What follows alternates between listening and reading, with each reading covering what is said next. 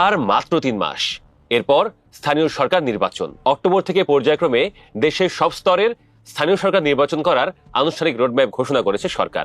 আগস্টের দ্বিতীয়ার্ধে তফসিল ঘোষণা করে অক্টোবরের প্রথমার্ধে ইউনিয়ন পরিষদ নির্বাচন শুরুর পরিকল্পনা করা হচ্ছে।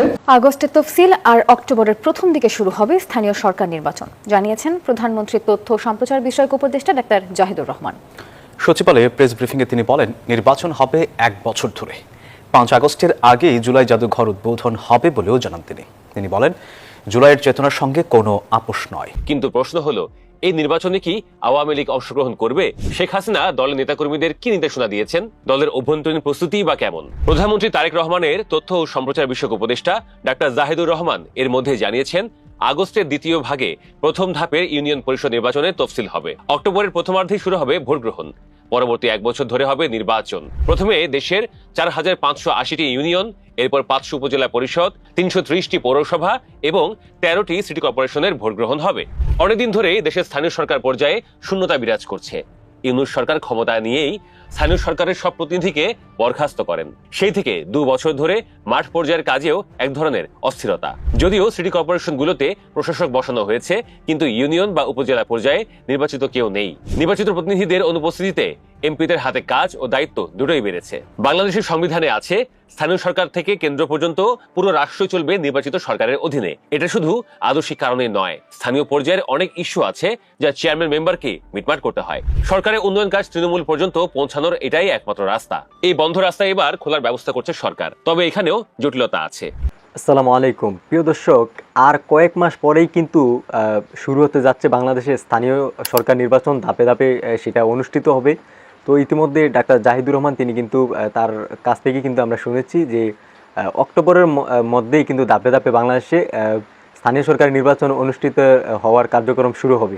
তো ইতিমধ্যে শেখ হাসিনা তিনি কিন্তু বাংলাদেশে আসার গুঞ্জন সৃষ্টি হয়েছে, কিছুটা গুঞ্জন শোনা যাচ্ছে তিনি নাকি বাংলাদেশে আসবেন। তো সেটা আসলে তিনি আসতে পারেন কিনা বা কতটুকু সম্ভব সেটা আসলে দেখা যাবে। তো দর্শক, ভিডিওর কিছু অংশ কিন্তু আমরা ইতিমধ্যে দেখেছি। তো চলুন দেরি না করে মূল ভিডিওটি কন্টিনিউ করতে থাকি। তার আগে বলে নিচ্ছি, ভিডিওটি ভালো লাগলে ভিডিওটিতে একটি লাইক করে দিন। তো চলুন দেরি না করে মূল ভিডিওটি কন্টিনিউ করতে থাকি। এই নির্বাচনটিকেই রাজনীতিতে ফিরে আসার পথ মনে করছে আওয়ামী লীগ। দলীয় সভানেত্রী শেখ হাসিনাও স্থানীয় নির্বাচনে অংশ নেওয়ার জন্য দলের নেতাকর্মীদের নির্দেশনা দিয়েছেন। এমনকি তৃণমূল পর্যায়ে দল গোছানোর কাজও শুরু হয়েছে। প্রথম প্রশ্ন, স্থানীয় সরকার নির্বাচনে আওয়ামী লীগের নেতাকর্মীরা কি অংশ নিতে পারবেন? উত্তরটি হলো হ্যাঁ, অংশ নিতে পারবেন, তবে আওয়ামী লীগের নেতাকর্মী হিসেবে নয়, ব্যক্তি হিসেবে। ইউনূস সরকারের নির্বাচন সংস্কার কমিশনের সদস্য জেসমিন টুলি বলেছেন, স্থানীয় নির্বাচনে দলীয় প্রতীক বাদ দেওয়ার বিষয়টি প্রস্তাবনাতেই ছিল, এখন সেটি আইন হয়ে গেছে, কাজে সবাই এই নির্বাচনে অংশ নিতে পারবেন। তবে অনেকে প্রস্তাব করেছিলেন, নির্বাচনের প্রার্থীদের হলফনামা দিতে হবে, আওয়ামী লীগের সঙ্গে তার কোনো সম্পর্ক নেই। কিন্তু এই প্রস্তাব বাতিল হয়ে গেছে, কাজে কেউ আগে আওয়ামী লীগ করেছে কিনা এটা আর হলফনামায় বলতে হবে না। নির্বাচন কমিশনার আব্দুল রহমানুল মাসুদ বলেছেন, সংসদ নির্বাচনে আমরা হলফনামা নিয়েছিলাম, কিন্তু আলাদা কন্ডিশন ছিল। স্থানীয় নির্বাচনে তো দলের কোনো বিষয় নেই।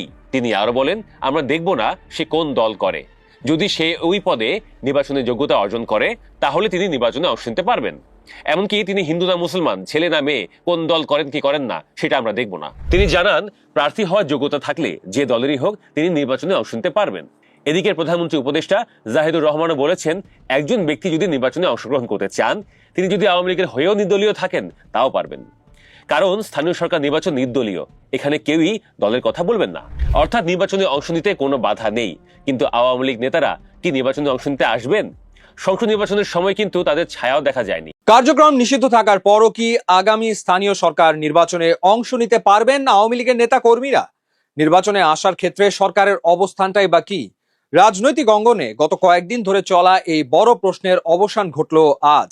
প্রধানমন্ত্রী তারেক রহমানের তথ্য ও সম্প্রচার বিষয়ক উপদেষ্টা ডাক্তার জাহিদুর রহমান স্পষ্ট জানিয়ে দিয়েছেন, শর্ত পূরণ করতে পারলে আওয়ামী লীগের নেতা কর্মীদের নির্বাচনে অংশ নিতে কোনো বাধা নেই। কিন্তু এর পেছনে সরকারের কৌশলটা কি? কিভাবে এই নির্বাচন হতে যাচ্ছে? যেহেতু আগামী স্থানীয় সরকার নির্বাচনটি হতে যাচ্ছে সম্পূর্ণ নির্দলীয় বা দলীয় প্রতীক ছাড়া, তাই যে কেউ ব্যক্তি হিসেবে নির্বাচনে দাঁড়াতে পারবেন। তাহলে শর্তগুলো আসলে কি? উপদেষ্টা ডাক্তার জাহিদুর রহমান মূলত দুটি প্রধান বিষয় পরিষ্কার করেছেন। প্রথমত, প্রচারণায় দলীয় প্রভাব নিষিদ্ধ। নির্বাচনে অংশ নেওয়া ব্যক্তি যদি তার প্রচারণায় আওয়ামী লীগ বা নিষিদ্ধ থাকা দলের কোনো রাজনৈতিক বক্তব্য বা স্লোগান ব্যবহার করেন, তবে সেটি সমস্যা তৈরি করবে। প্রচারণায় কোনো দলের কথা বলা যাবে না। দ্বিতীয়ত, পদ পদবি ব্যবহার করা যাবে না। যেহেতু দলটির রাজনৈতিক কর্মসূচি নিষিদ্ধ আছে, তাই কোনো প্রার্থী নির্বাচনে তার দলীয় পোস্ট বা পজিশন ব্যবহার করতে পারবেন না। সহজ কথায়, একজন ব্যক্তি যদি নির্বাচন সংক্রান্ত সকল আইনি শর্ত পূরণ করতে পারেন, তবে তিনি অতীতে কোন দল করতেন সেটি বিবেচনা করে সরকারের পক্ষ থেকে বাধা দেওয়ার কোনো কারণ নেই। ব্যক্তি হিসেবে সবার জন্যই নির্বাচনের দুয়ার খোলা। তবে এই ঘোষণার পর অনেকের মনেই প্রশ্ন জেগেছে, কার্যক্রম নিষিদ্ধ থাকার পরও আইনিভাবে এটি কিভাবে সম্ভব? সংবাদ সম্মেলনে এই আইনি মারপ্যাচের একটি সূক্ষ্ম ব্যাখ্যাও দিয়েছেন তথ্য উপদেষ্টা ডাক্তার জাহিদুর রহমান। তিনি পরিষ্কার করেছেন যে আওয়ামী লীগের রাজনৈতিক কর্মসূচি বা সাংগঠনিক কার্যক্রম বর্তমানে নিষিদ্ধ থাকলেও দল হিসেবে সংগঠনটি কিন্তু ডিক্লেয়ার নিষিদ্ধ বা বিলুপ্ত করা হয়নি। আর ঠিক এই আইনি ফাঁক বা সুযোগটি তৈরি করেছে নতুন সমীকরণ। যেহেতু নির্বাচনটি নির্দলীয় এবং প্রার্থীরা কোনো দলীয় ব্যানার ব্যবহার করতে পারছেন না, তাই অতীত বা বর্তমানের কোনো সাংগঠনিক পদ পদবীর আইনি কার্যকারিতা এই ব্যালটে থাকছে না। ভোটের মাঠে ভোটার উপস্থিতি বাড়ানোর একটি প্রচ্ছন্ন কৌশল নিচ্ছে। ফলে এই নির্দলীয় নির্বাচনের আড়ালে তৃণমূলের রাজনীতিতে যে একটি বড় ধরনের ওলটপালট হতে যাচ্ছে তা আর বলার অপেক্ষা রাখে না। সংবাদ সম্মেলনে সাম্প্রতিক সময়ের সবচেয়ে আলোচিত ও স্পর্শকাতর বিষয় ভারত থেকে পুশিন বা সীমান্ত পুশব্যাক নিয়েও সরকারের অবস্থান পরিষ্কার করেন তথ্য উপদেষ্টা। অনেকেই যেখানে মনে করছেন বাংলাদেশকে চাপে রাখার জন্য ভারত ইচ্ছাকৃতভাবে এটি করছে, সেখানে উপদেষ্টা ডাক্তার জাহিদুর রহমান এক ভিন্ন কূটনৈতিক বিশ্লেষণ হাজির করেছেন।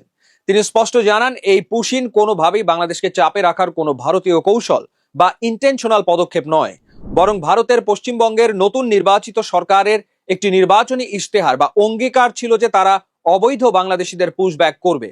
মূলত পশ্চিমবঙ্গের সেই অভ্যন্তরীণ রাজনীতির এক ধরনের চাপ এখন আমাদের ওপর এসে পড়েছে।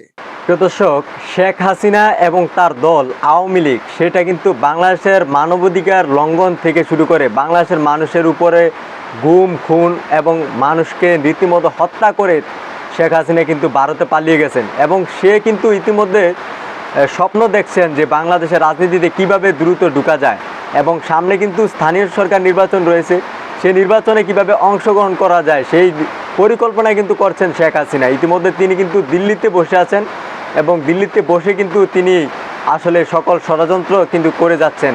আসলে সেটা দিন শেষে তিনি কতটা লাভবান হতে পারবে বা কতটা সম্ভব হবে তার পক্ষে, সেটা কিন্তু আমরা দেখব সামনে। তো দর্শক, ভিডিওটি আপনারা দেখছিলেন দেশ এবং দেশের বাইরে থেকে ইতিমধ্যে এই ভিডিওটি দেখেছেন।